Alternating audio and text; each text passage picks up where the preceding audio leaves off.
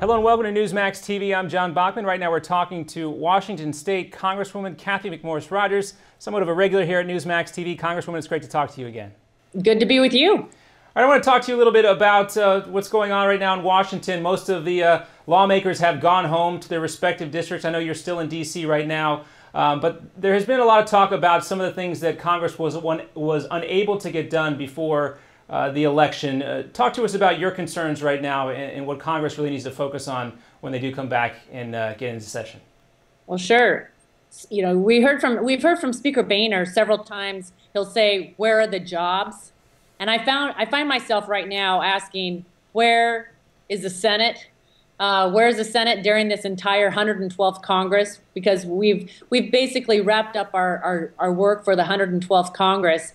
Everything now has been postponed until after the election.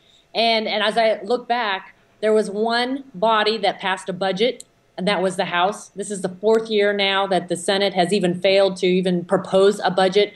There was one House, one body that took action to pass dozens of jobs bills, one House that took action to address the fiscal cliff and address the tax code, extend the tax rates, our current tax rates, and we took action on national security.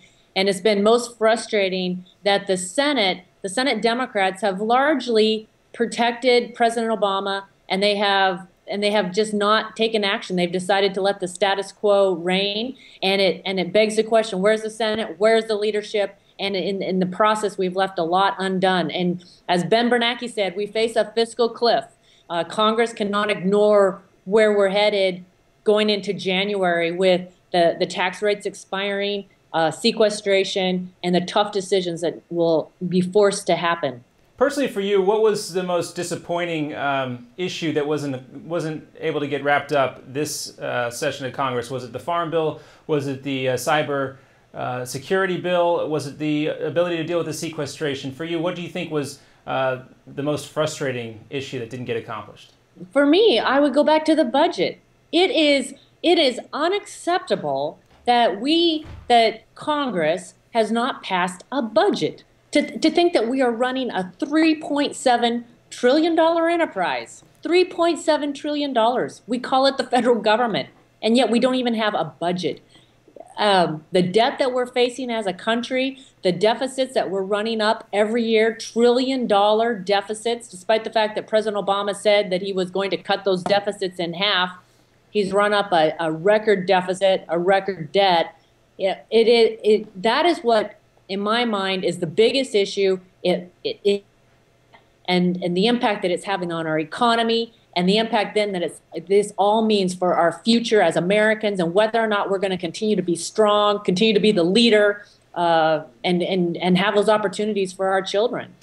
You and I both know there's a lot resting on this election, of course, in terms of control of the Senate, which you just talked about, and also in the White House.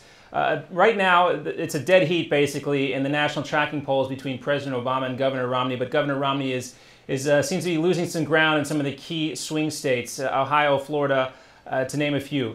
What do you think is the best issue that Governor Romney and Republicans need to focus on in these swing states to make up that lost ground, those points that they're now trailing in the polls?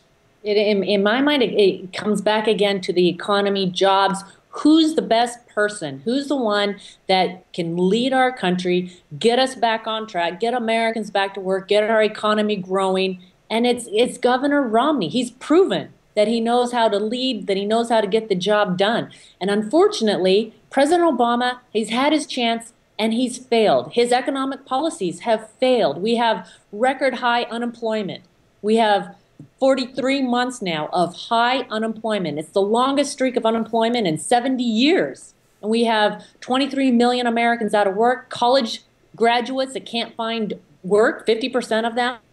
And so it's continuing to remind Americans that President Obama, his policies have failed. He gave it his best, and they have failed. Governor Romney has a plan to get our economy growing, get Americans back to work, and it's one that gets the federal government out of the way, unleashes American ingenuity, and gets back to the basics, which is what has made America strong, and that's what we need to get back to.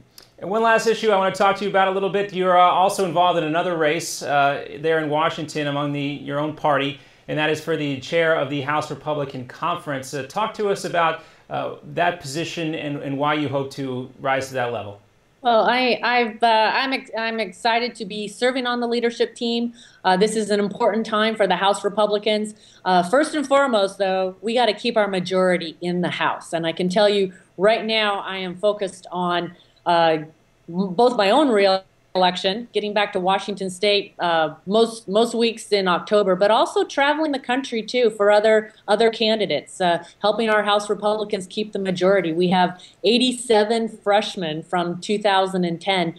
Their first re-elect is always their toughest, and I'm trying to help them get re-elected, help some of our new candidates. That's where we all need to be focused, and then we'll start the serious conversations about who should be serving in leadership and helping lead the House Republicans in the 113th Congress.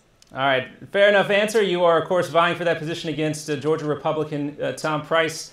We'll see what happens once you guys get back into session. I do thank you for your time very much, Congresswoman. As always, it's great talking with you. Thank you.